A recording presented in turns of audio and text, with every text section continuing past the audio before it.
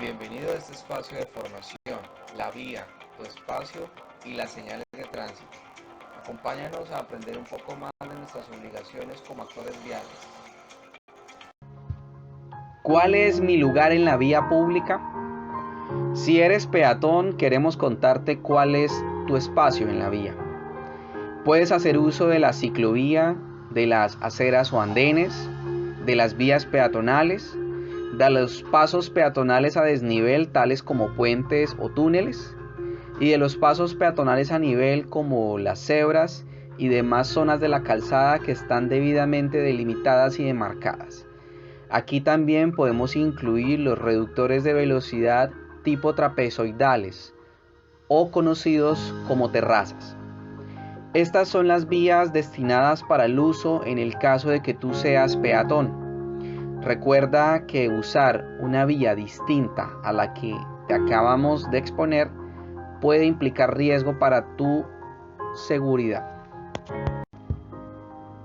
A veces no usamos correctamente las vías. Por eso es importante evitar algunos errores en calidad de peatón, como por ejemplo, cruzar una vía sin hacerlo por los pasos peatonales autorizados, exponiéndonos sencillamente por ahorrarnos un poco de tiempo. Realizar un desplazamiento de un lado de la vía hacia el otro corriendo implica un riesgo alto, ya que puede implicar caída y por ende atropellamiento. Realizar el desplazamiento con menores de edad o con adultos mayores sin la debido acompañamiento o supervisión. Utilizar las zonas peatonales mientras utilizamos el celular o nos distraemos auditivamente con audífonos. Desplazarnos en la vía pública, ya sea por las zonas o franjas peatonales bajo estado de alicoramiento, sustancias psicoactivas o cuando no estamos en nuestros 5 sentidos. También hacer uso de las zonas peatonales o franjas peatonales, llevando elementos que obstruyan el paso a demás personas o que nos generen inestabilidad. ¿Cuál es tu lugar en la vía si eres ciclista? Los ciclistas tienen permitido el uso y disfrute de las ciclovías, de las ciclorrutas, de los pasos peatonales a nivel, teniendo en cuenta que en este caso lo haremos bajándonos de la bicicleta y desplazándonos como peatones. Nunca un paso peatonal a nivel será usado como carretera. También es autorizado para los ciclistas el uso de la carretera en la vía intermunicipal y en la vía municipal, teniendo en cuenta para ello que debemos desplazarnos a máximo 1 metro de distancia lateral del carril o la línea final del carril, y siempre que lo hagamos en grupo lo debemos hacer en fila india, nunca realizarlo en paralelo. El paralelo es autorizado en bicicletas solo cuando se presentan en ciclorrutas o cuando la vía está autorizada para competencias ciclísticas. Es importante evitar errores al momento de ejercer el rol como ciclista. Errores tales como, por ejemplo, desplazarnos en puentes peatonales y cebras, circular en contravía y sin el uso del casco y elementos de protección, llevar personas, objetos o cosas, aun si no contamos con los elementos destinados y diseñados para estas actividades. Desplazamiento en zonas peatonales como andenes y el desplazamiento en paralelo, teniendo en cuenta que aunque somos un actor vial y un vehículo, un automotor, y la normatividad colombiana nos permite el uso del carril, no podemos extralimitar el espacio y generar afectación de la movilidad. Si eres conductor de automóvil, ¿cuál es tu espacio en la vía pública? Básicamente, como conductor de automóvil tienes permitido el uso de la carretera, el uso de las bahías de estacionamiento y el uso de las bermas. teniendo en cuenta en este último caso que la berma es utilizada solo para maniobras de estacionamiento o descanso en la vía pública. Hacer uso correcto del carril en la vía es importantísimo. De allí a que tengamos en cuenta el carril izquierdo como el carril de adelantamiento o de velocidad y el carril derecho como el carril de desplazamiento lento. Cuando somos actores viales, conductores de automóvil, podemos cometer algunos errores en las vías. Es importante que estos los logremos evitar al máximo. Errores como, por ejemplo, ocupar las zonas peatonales al estacionar nuestro vehículo, teniendo en cuenta que esto implica la posible inmovilización del mismo. También ocupar espacio como, por ejemplo, en una parada de un semáforo, invadir la cebra. Esta zona es exclusiva para peatones y el vehículo automotor no la debe invadir. Realizar maniobras de retroceso o de reversa, por ejemplo cuando nos pasamos un cruce. Recordemos que solamente está autorizada la maniobra de reversa en la vía pública cuando implica una situación de emergencia o cuando realizamos una maniobra de estacionamiento o de parqueo. Es importante el uso correcto del carril. En algunas vías del país, los vehículos de carga pesada se deben ubicar en el carril derecho. Esto para permitir el tránsito y el flujo por el carril rápido izquierdo. Es importante también que como conductores de automóviles no ocupemos los carriles exclusivos para sistemas masivos de transporte, carriles exclusivos para el servicio público y carriles exclusivos para ciclorrutas o ciclovías. Si eres actor vial motociclista, tendrás el uso también de la carretera, la bahía de estacionamiento y la berma, teniendo en cuenta lo que ya te hemos explicado previamente.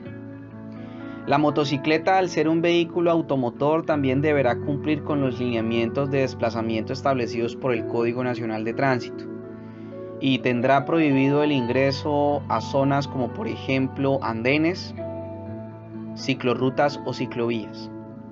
Es importante tener en cuenta que al realizar la maniobra de parqueo y para facilitar la movilidad, debes ubicar tu moto en sentido de salida o parqueada en reversa. Esto facilita el momento de retornar a la vía, sacarla fácilmente y hacer más eficiente la movilidad. Algunos errores que podemos cometer en el uso de la vía al ser motociclistas es, por ejemplo, usar andenes y zonas destinadas al tránsito peatonal para estacionar los vehículos o para transitar en ellos. Otro error bastante común es cambiar de carril de manera insegura. Para ello te recomendamos que planees muy bien el desplazamiento y con la suficiente antelación te cambies de carril para realizar tus maniobras de giro. Es importante que no ocupes la zona o franja peatonal ubicada en los cruces y semáforos, ya que tu vehículo puede ser inmovilizado. Es importante que como conductor de moto no transites en contravía y no ocupes zonas destinadas para las bicicletas y tránsito en ciclorrutas. Como motociclista, ten presente que puedes hacer uso del carril. Siempre y cuando no afectes la movilidad, puedes usar la mitad del carril. De lo contrario, ubícate en la margen derecha para que facilites el tránsito. Ahora hablemos un poco sobre las señales de tránsito. Son aquellos dispositivos físicos o marcas especiales que indican la forma correcta de cómo deben transitar todos los usuarios de las vías. Es decir, tanto peatones, ciclistas, usuarios del servicio y transporte público como conductores de moto y conductores de automóviles. Permiten un lenguaje sencillo y entendible para todas las personas, contienen información para la correcta movilización, utilizan un código de colores que hace más fácil su entendimiento, son normas jurídicas de obligatorio cumplimiento en caso de accidentes de tránsito, deben ser de material retroreflectivo que permita la visualización en condiciones nocturnas y deben ser uniformes, es decir, independientemente de la ciudad o municipio en la cual tú residas, todo el tamaño, color y forma de la señalización es igual en todo el país. La señal de tránsito es importante que la veamos con otros ojos y la respetemos, porque detrás de una señal de tránsito puede haber la muerte. Las señales de tránsito tienen dos clasificaciones. Vamos a hablar de la primera. Por su forma.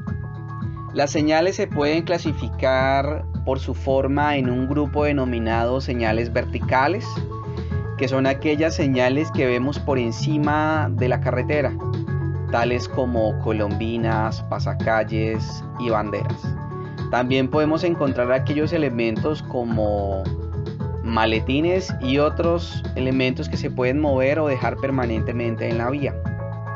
Por otro lado encontramos las señales denominadas horizontales, demarcaciones viales o señales sobresalientes en el piso, tales como las líneas amarillas de antibloqueo, las señales de límite de velocidad marcadas de color rojo en la vía, las señales de carril como las líneas blancas y amarillas, los resaltos móviles, los resaltos fijos, los resaltos parabólicos y los pompeyanos, las marcas como cebras, los taches unidireccionales, bidireccionales, boyas y demás, y las marcaciones en la vía que nos permiten identificar zonas exclusivas para el tránsito en ciclovía o ciclorruta.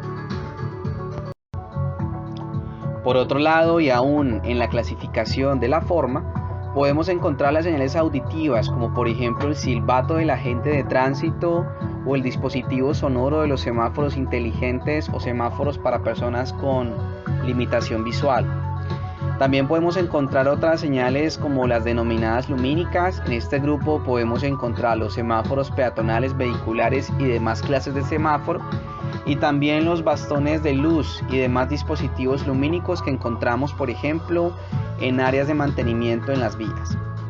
También las señales lumínicas podemos clasificar las señales de mensaje variable, que son aquellas señales móviles o señales pasacalle que transmiten mensajes variables y que invitan a los actores viales al cumplimiento de las normas de tránsito, así como información y demás datos importantes. También por su forma podemos encontrar las señales manuales o corporales. Estas señales manuales y corporales las pueden realizar tanto los agentes como los mismos conductores. Para el caso de los agentes encontramos aquella señal de bloqueo de vía en la cual, si está de frente o de espalda al conductor o a la vía, implica que el agente no nos está autorizando el desplazamiento en ninguno de los sentidos. El caso en que el agente se ubique en los flancos con los brazos extendidos en un ángulo de 90 grados indica que nos permite el desplazamiento en el sentido. Por el caso del conductor podemos encontrar señal manual para giro a la izquierda, podemos encontrar señal manual para giro a la derecha y podemos encontrar la señal que indica el alto o baja la velocidad en el caso del desplazamiento. Es importante que tengas en cuenta las imágenes, ya que en estas se especifica cómo se debe realizar la maniobra. Esto es según lo establecido en el Código Nacional de Tránsito.